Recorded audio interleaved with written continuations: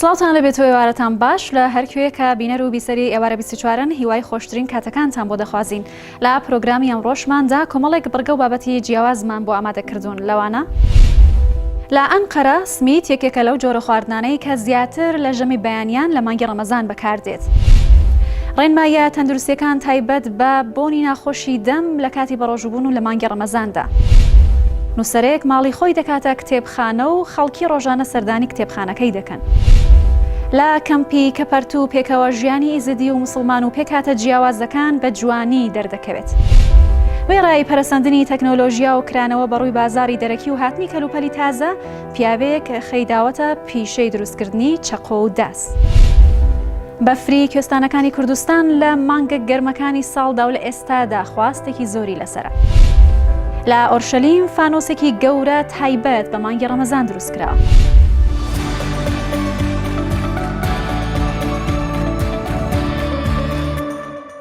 دەچینە تورکیا و لە ئەنقەرەی پایتەختی وڵاتەدا یەکێک لەو خواردنانەی کە لەگەڵ ژەمی بەیانیاندا بەکاردەهێنرێت خواردنی سمیتە.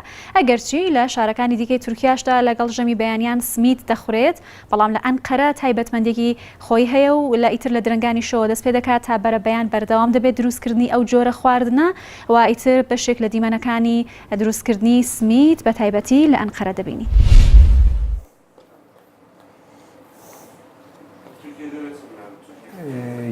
25 yıldır yapıyorum. Temenê min 41 sal e û ev nêzîkî 25 salin hosteyê simîta me.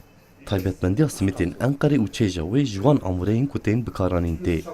Di çêkirina simîtan de amûreyên sereke, ard, kuncî û şerbet e. Loma divê ev yek hemû baş bên amadekirin. Ji bilî van çêjan di çêkirina simîtan da eyara destê hosteyan jî gelek giring e. Ew keda destê hosteyan çêja simîtan hê cudatir û xweştir dike.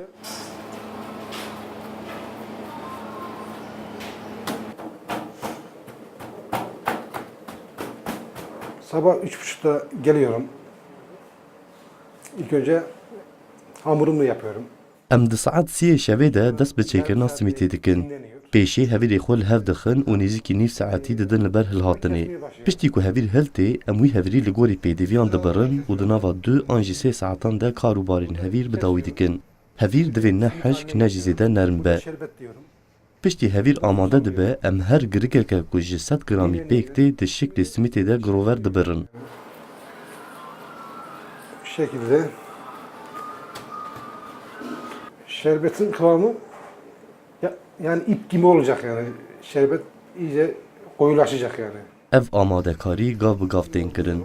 Digel bêyekê divê pêlê de ez şerbetê li wan helqeyên hevîr dikim. Lê ew şerbet pêwîst e wek ta tîr be û têl bi têl biherike.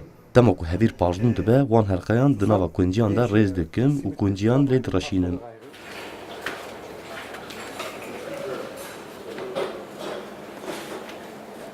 Unlu mamuller yapıyor ama şu anda bizde Ew simîta amadekirî ji bo 10 deqîqeyan tê strandin. Dema 10 deqîqe di ser de bihûrî ez wî hevîrê simîtê didin firneyê û dipêjim. Ew simît di firnê de piştî ku di pîleya 205 de 10 deqîqeyan dipêje ji bo xwarinê jî amade dibe.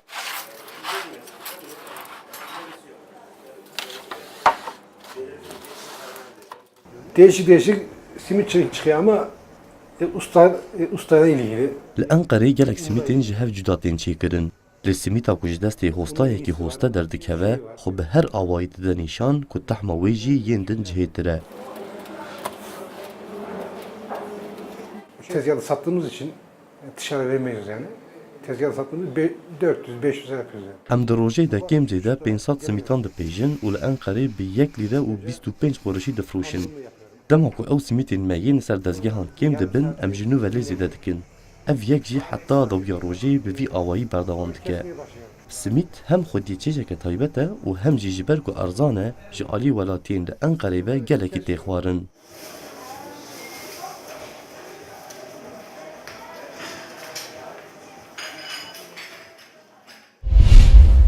ئەو کەسانەی کە بە ڕۆژوو دەبن لە مانگی ڕەمەزاندا زۆر جار حاڵاتێکی ناخۆش بۆیان دێتە پێشەوە، ئەویش لە کاتی بە ڕۆژووبوون بۆنی دەمیان ناخۆش دەبێت، ئیترەوە ئەبێتە هۆی ئازاردانی کەسانی دەوروبەریان یا ئەو کەسانی کە بۆنی دەمیان ناخۆشە ئەوانیش بە هەمان شێوە کاریگەریان لەسەر کەسەکانی دیکەی دەوروبەریان دەبێت لە مانگی ڕەمەزاندا. ئێمە لەم ئینفۆگرافیکەدا ئەمانەوێت هۆکارەکان وهروەها ڕێنمایە تەندروستیەکان تایبەت بەو کەسانە بخەینەڕوو و چۆن ئەتوانی ڕێگری بکەی لە بۆنی ناخۆشی دەم لە مانگی ڕەمەزاندا.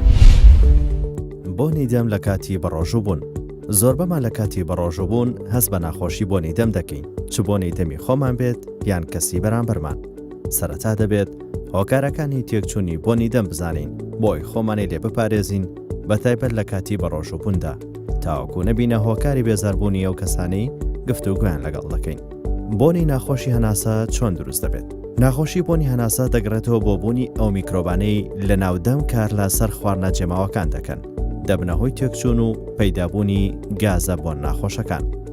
لە زۆربەی کاتەکاندا سەرچاوی ئەو بۆن ناخۆشی هەناسە لە ناودەم ڕوودەدات با ڕێژەی لە 85 تا لە 90دا.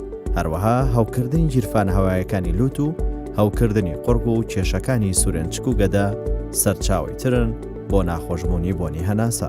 هۆکارەکانی گۆڕان و ناخۆشبوونی بۆنی دەم و هەناسە: گوێنەدان بە خاوێنی ناودەم، وەک پاک نەکردنەوە و نەشوشتنی دەم و ددانەکانمان بە شێوەیەکی ڕێک و ڕۆژانە کە پێویستە بەلایانی کەم دووجار ددانەکانمان بشۆین و بەدەزووی تایبەت نێوان ددانەکان خاوێن بکەینەوە. وشکبوونی ناودەم بەتایبەت لە کاتی بەڕۆژووبوون، چونکە ڕێژەیش لە ڕژێنەکانی ناودەممان کەم دەبێتەوە. جگەرە کێشان یەکێکی ترە لە هۆکارەکانی بۆنی ناخۆشی هەناسە، ئەگەر هاتوو کەسەکە بە ڕۆژوش بێت، چونکە پاشماوەی دووکەڵی جگەرە لە ناو بۆری هەناسە و سیەکاندا ماوەیەکی زۆر دەمێنێتەوە. خواردن و خواردنەوە، وەک خواردنی پیاز و سیر یان مانەوەی پارچە گۆشتی بچووک لە نێوان ددانەکان و پاشان تێکچوونیان. دەرمانەکان، ئەو دەرمانانی دژی هەستیاری کار دەکەن دەبنەهۆی وشکبوونی دەمولوت یان هەندێک جۆری ئەو دەرمانانەی بۆ نەخۆشی درێژخایانی وەک شەکرە و فشاری خوێن بەکاردێن. کلۆربوونی ددان و هەوکردنی پووک یەکیشی ترن لە هۆکارەکانی بۆ ناخۆشی هەناسە. نەخۆشیە درێژخایانەکان، وەک نەخۆشی شەکرە و پەککەوتنی گورچیلەکان و هەوکردنی گەدا هۆکاری ترن بۆ ناخۆشی هەناسە. بۆ نێشتنی بۆ ناخۆشی هەناسە پێویستە زوو ناودەممان تەڕ بکەینەوە. ڕۆژانەش پاشژەمەکان ددانمان بشۆین و لاگەڵیشیدا سەرزمانیشمان بشۆین. بڕی ئاوی پێویست بخۆینەوە و دووربین لە وشکبوونی ناودەم. نووسەر و ڕۆژنامەنووس تاریق کارێزی کە خاوەن 21 کتێب و نامیلکەیە لە ئێستادا ماڵەکەی خۆی کردوتە کتێبخانە و وەکو شوێنێکی کلتوری و تایبەت نمایشی دەکات. ڕۆژانە ئەو خەڵکە و نووسەرە دەناسن بۆ سەردانکردنی کتێبخانەکە و چێژ وەرگرتن لە ئەو شوێنە جیاوازە سەردانی ماڵی و نووسەرە دەکەن.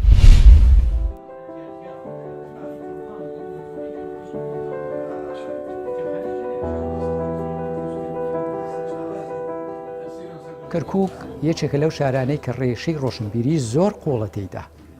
یعنی ئەدەبیاتی کوردی ئەوەی کە ماوە بۆ 1000 ساڵ بەر لە ئێستا دەکەڕێتەوە. ئێمە شاعیرمان هەیە 1000 ساڵ بەر لە ئێستا بە کوردی شعری لە شاری کەرکووک کاوتووە. ئەدەبیاتی کوردی لە چوارچێوەی جوگرافیای کەرکووکدا بە دوو شێوەزاری سەرەکی زمانی کوردی هەیە: شێوەزاری گۆران، شێوەزاری کەرمانجی ناوەڕاست. هەموو ئەم شتانە وا دەکا کە ئەم شارە جۆرێک لە زیندوێتی تێدا هەبێ. من پێم وایە هەموو نەوێک دەستەبژێرێک دروستەکە لە هونەرمەندان لە ڕۆشنبیران. بەڕاستی لە تەمەنێکی زۆر زوودا دەستم بۆ نووسین برد. تەمەنم تەنانەت 12 ساڵ بوو، یعنی لە تەمەنی دوی ناوەندیەوە من دەستم بۆ قەڵەم برد. ویستم خۆم لە بواری نووسینە تاقی بکەمەوە. چەند هەوڵێکی سەرەتاییشمدا بە حەقەت. ڕۆژە لە ڕۆژان من بیرم نەدەکردەوە کە من دەبمە نووسەرێ یا دەبمە ڕۆژنامەنووسێ، بەڵام هەستێک لە ناخە پاڵی پێوە دەنام. ئەم کتێبخانەیە بە حەقەت ناوی کتێبخانەیە، بەڵام دەستگایەکی هەمە چەشنە، یعنی یەکەمین هەنگاوی خەونێکی گەورەیە. ئێستا بەو ئاستە بچووکەی کە هەیە لە ڕووبەری 200 مەترا چەندین چالاکی ڕۆشنبیری تێدا کراوە. کتێبخانەیەکی تێدایە زیاتر لە 6000 کتێب و 10,000 گۆڤار و هەزاران ڕۆژنامەی تێدایە و گەلێ وێنە و دوکیومنت و وێنەی شاعیران و تابلۆی کوردی تێدایە. نووسەر یا هەموو پیشەکارێ پێویستی بە ژینگەیەکی تایبەت هەیە کە ذاتی خۆی تێدا پیادە بکە. من ئەگە کەسێ لێم بپرسێ من پێم وایە سنتەری جیهان ئەم شوێنەیە کە ئێمە ئێستا تێدا وەستاوین کەسێکیش ئەگە باوەڕ ناکە با بێ پێچەوانەکەی بۆ من بسلمێنێ واتە من هەموو ژیان ئەلەو کونجە دەخوێنمەوە ئەم شوێنە بەڕاستی کارکردنێکە ڕێخۆشکردنە بۆەوەی کە من بەرهەمی خۆم دەست پێ بکەم ڕاستە ئێستا من خاوەنی 21 کتێب و ناوی کەم ڕاستە لە 100 ڕۆژنامە و گۆڤاری کوردی و عەرەبیدا من بابەتم بڵاو کردوەوە لە 18 ڕۆژنامە و گۆڤاردا وەکو کارمەند لە پەیامنێرەوە تا سەرنووسەرکارم کردووە بەڵام هێشتا ئەو شتانەی کە خۆم ئەمەوێ بینوسم نەمنووسیون بەڕاستی بۆیە کتێبخانەی کارێز لانەیەکە بۆی کە من پرۆژەکانی خۆم دەست پێ بکەم سیستەمی کتێبخانەکە وایە هەر کەسێک هاتە ئەم دیوی کتێبخانەکە خۆی خاوەنی کتێبخانەکەیە چی دەوێت ئەتوانێ بیکات چ دەخوێنێتەوە چۆن دەجوولێتەوە خۆی ئەبێتە خاوەنی کتێبخانەکە تا ئەو ساتەی کە لە کتێبخانەکە دەردەچێت منیش بە هەمان شێوەی خەڵکی تر خاوەنی ئەو کتێبخانەیە من پێم وایە مرۆڤ لە هەر شوێنێکا بوو ئەبێ هەوڵدا ئەو شوێنە بکاتە لانێک بۆ ڕاکێشانی باڵندە و پەپولە بە معنای چی؟ بە معنای ئەوەی کە تۆ مرۆڤێکی ئەرێنی بی لە ژیانە هەوڵ دەی ژینگە جوانکەی ئەو سروشتە جوانەی کە خوا بە ئێمەی داوە ئەم وڵاتە جوانەی کە من پێم وایە زۆر وڵاتێکی دەگمەنە بە خوێنی شەهیدان ڕزگار کراوە بە خوێنی ڕۆڵەکانی یعنی قارەمانترین ڕۆڵەکانی ئەم میلەتە بۆ ئازادی کوردستان خۆیان بەخت کردووە بۆی ئەم خاکە پیرۆزە گڵەکەی تێکەڵ بە خوێنی شەهیدان بووە بۆیە زۆر زۆر پێویستە ئێمە ڕێز لە خاکەکەی خۆمان بگرین بە گوڵ و بە سەوزایی و بە جوانی بیڕازێنینەوە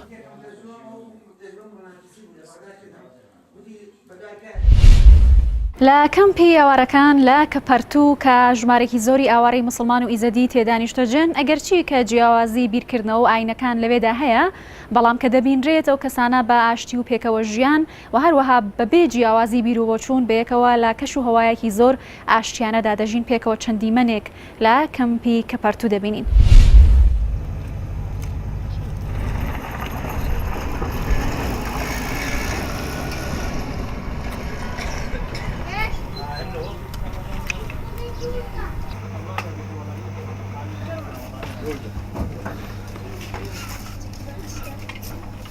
خدي برا وقت كسبيني بروجينا أول شيء احترام زيد مشيرة جيجاري بتشي بدس سمدس ناهلم كسبينيت چونكو قالك بسلمان اللي كان بيده هينا وجاغي عيداوان بأمتين عيداوان عيدا ما بين أو تينا بعما فرق جداين بين إزديا وسنة وشيعة ده اللي كان بيدنينا ما كاس شغل بأرهاب منا أرهاب الكدري بقشر أو هم وقما كان جيبونا شي شيعي بي شي سني بي شي مسيحي بي شي يزيدي بي هم اللي كان بيده وكيكن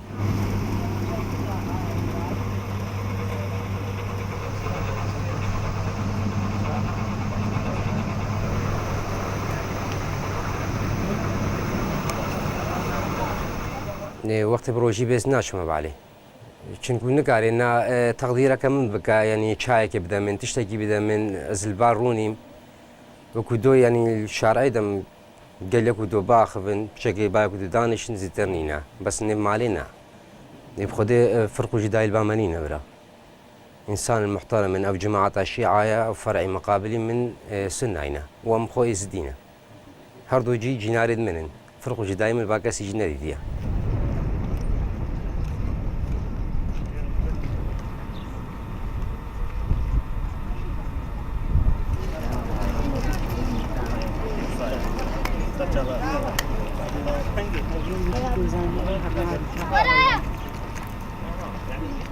الحمد لله فرق الجداي نيفا ما ويزديانينا بيجن دستي براته النيفا ما واندهنا العيد وعرفات ما وين عيدان ما والعيد يدوان ميجن عيد يدوان مناسباته هر فرق الجداي نيف مدنينا يزدي بمسيحي براته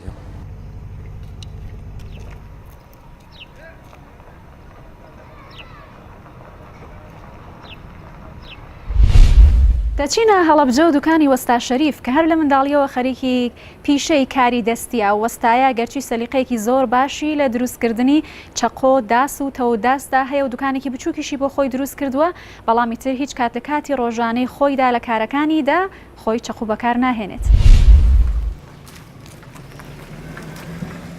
شەری محەممەد گەچێنە بە مناڵی هەر مناڵ بم زۆر هیوایەتم ئەم عیشانە بوو دەمێک یان هەر بە مناڵی تای سەخەری کەمیشان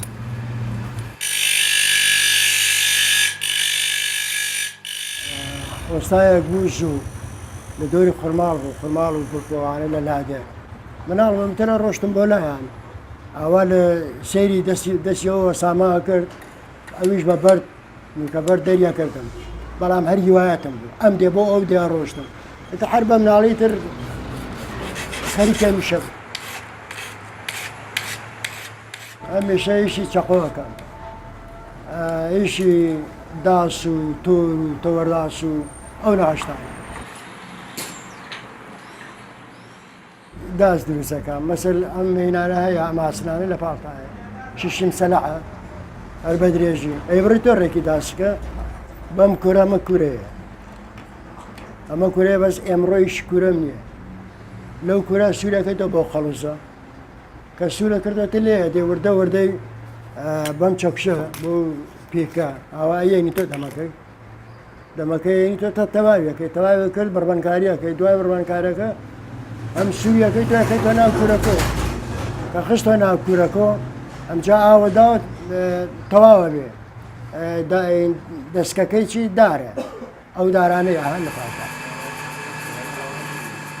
چەقۆ دروستکردن ئەو وەرەقی چارەیە ئەمە لێرایەکێ بە دەمە چەقۆیەک لێرای جێکێ بە دەمە چەقۆیەک لاقە نییە بەسەرەوە هەتا ئەم دوانە تەواوکە کە دوانەکە تەواوکە لێرە سووریەکەی تۆ بە هێن سمەم لایە بە سمە ڕێیەکەم بە دوو کەتەوە بە دوایەوە لێرای برم و بردە وردەی بە سمۆشت کونیەکەم و ئەو بۆریانەکەم بە مشتی چەقۆ یاکوب شاخی حیوانەوە شاخی حیوانە لەوێ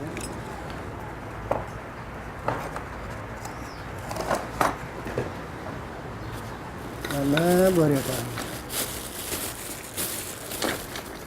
ئەم بۆریانەیە ئەمە گەرمیەکەی بەمە ئیگری لە کورەکە وەختەیە سوورە بێتەوە ئەمە ئیگری ئاوا ئەم دیوە دیوەکەی تا نەرم بێتەوە کە نەرم بووە دێ بەدەم ئەم گیرۆ کە بوو بەدەم ئەم گیرۆ کە سارد بووە ئەکەی بۆ مشت چەقا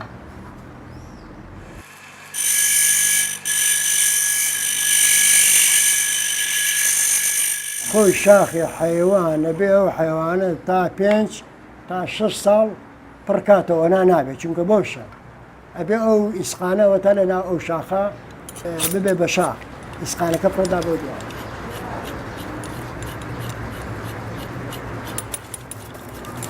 ئەو چەقوانەی بازارە وەکو ئەو چەقوانەی منە نییە چونکە من چەقۆی تەواوەکەم مەسەلەوەی ئاژەڵدار بێشتێ بێ ئەمانە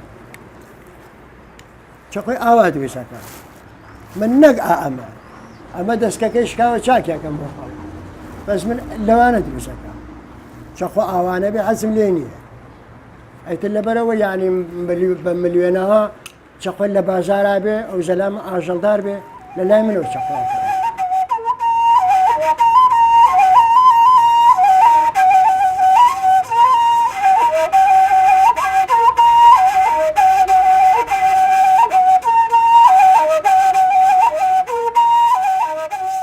هەموو شتێ بە عەمەلێ بۆ سەیرانێک بۆ دڕکەیەکێوە دەستا کورە دەست مارێ ئەڵکەسێ ئەوی بڕی جا بۆچی باش نییە پێڵاوەکە دڕێ بە تەلە کورێکی تێکەی بەسی لەو کەژا جا بۆچی باش نییە چەقۆ بۆ هەموو شتێ باشە سنەکە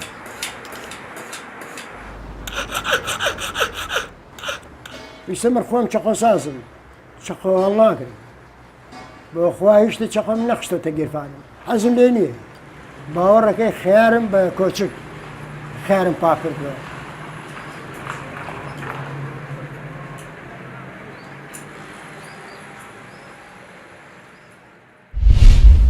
لەم وەرزی گەرمادا کوێستانەکانی کوردستان بە تایبەتەوە شوێنانەی کە بەفری زۆری تێدایە بۆتە شوێنێک بۆ پەیداکردنی بژێوی ژیانی هەندێک لەو هاوڵاتیانەی کە بە پیکابەکانیان ڕوو لە کوێستانەکان دەکەن و لەوێ بەفر دەهێننەوە ئیتر لەگەڵ بەرزبوونەوەی پلەکانی گەرما بە تایبەتی لەم وەرزە و لە مانگی ڕەمەزانیشتا خواستێکی زۆر لەسەر کڕینی بەفری کوێستانەکانی کوردستان لای هاوڵاتیان هەیە.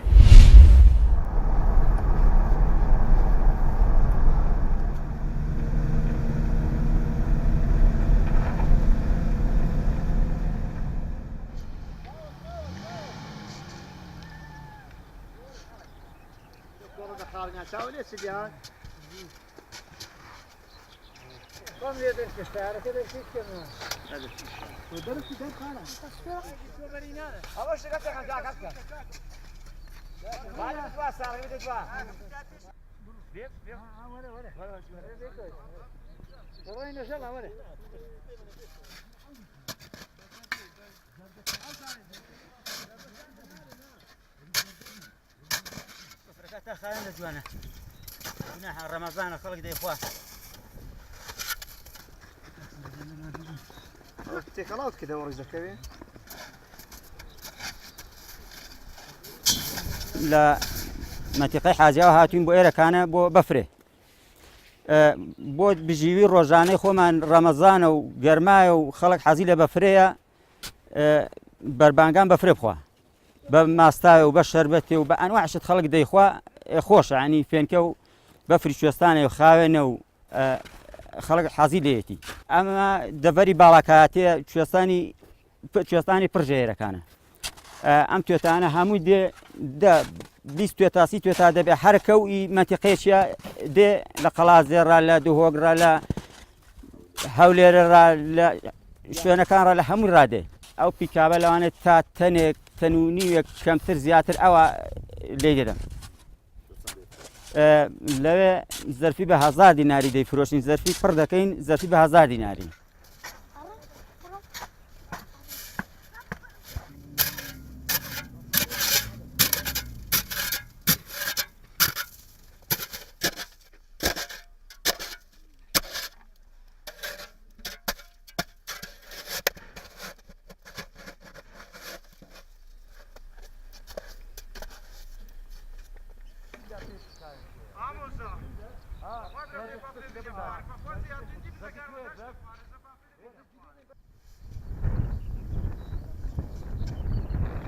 لقلاص ديواتوين ليرة كان ودو فقيري خو كوتين بو بفري باركين بيني وقلاص ديو لو شو ثاني دبري بالكاتي بيني هر حلاقي ب 1000 دينار فروشي بيني وقلاص دي بكري كارياتهم لقل او روجبه 20000 25000 يشكم او بفري هلا قنيتي لكينو باريه كاين بينه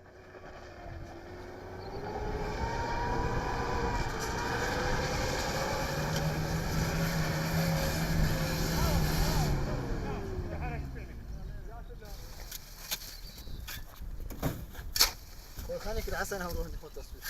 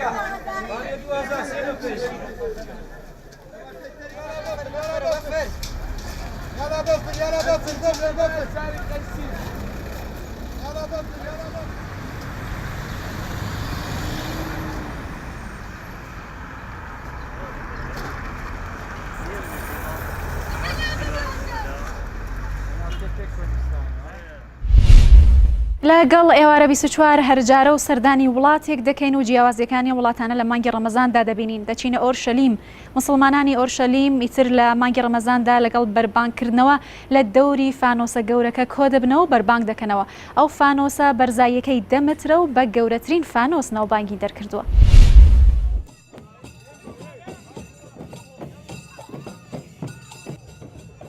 پاش ڕۆژ و شکاندن مسلمانانی شاری قودس لە چوارچەوەی فانۆسێکی گەورەدا کۆ دەبنەوە و ئاهەنگ دەگێڕن. فانۆسە گەورەکەی شاری قودس بەرزیەکەی 10 مەترە و ئەمە ژوای کردووە وەکو گەورەترین فانۆس دەرکەوێت لە شارەکەدا. ئوسامە یەکێکە لە دروستکەرانی ئەو فانۆسە، هەروەکو خۆی دەڵێت ئامانجمان کۆکردنەوەی خەڵکێکە تا لەگەڵ ئاهەنگەکانمان دڵخۆش بن. ئاهەنگەکەی ئەمڕۆمان باشترین ئاهەنگە کە ئێمەی فەڵەستینی لە شارەکەمان دەیگێڕین. وەکو لای هەمووان ڕوونە فانۆس یەکێکە لە نیشانەکانی مانگی ڕەمەزان، بۆیە ئەم فانۆسە گەورەیەمان دروست کرد و ڕۆژانە ئاهەنگ دەگێڕین کە بەشێک لە ئاهەنگەکەمان کلتورین، کۆمەڵێک گەنج و منداڵ ئەنجامی دەدەن. بەشێکی زۆر لە مسلمانانی شاری قودس لە چوارچەوەی فانۆسەکەدا سەرقاڵی وێنەگرتنی سێڵفین، وەکو هاوڵاتیەک ئاماژەی پێدەکات کە ئەم شەو منداڵەکانی هێناوە تا لە نزیکەوە وێنەی لەگەڵ بگرن. من دەزانم منداڵان لە ڕەمەزاندا زۆر دڵخۆشن. ئەمڕۆ منداڵەکانم هێناوە تا لە نزیکەوە وێنە بگرن و فانۆسەکەش ببینن.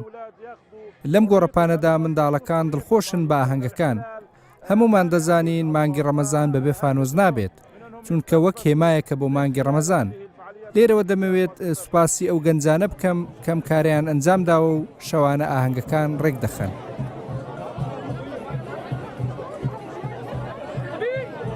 دانانی ئەم فانۆزە گەورەیە لە چوارچێوی زنجیرە ئاهەنگە کللتوریەکانە کە لەلایەن ڕێکخراوە حکومەکان و ڕێکخراوی یونیسێفەوە شەوانی ڕەمەزان ڕێک دەخرێت. سەرەڕای ڕێکخراوەکان بەشێکی زۆر لە گەنجانی شاری قودس بە خۆبەخشی ئەم کاریان ئەنجامداوە.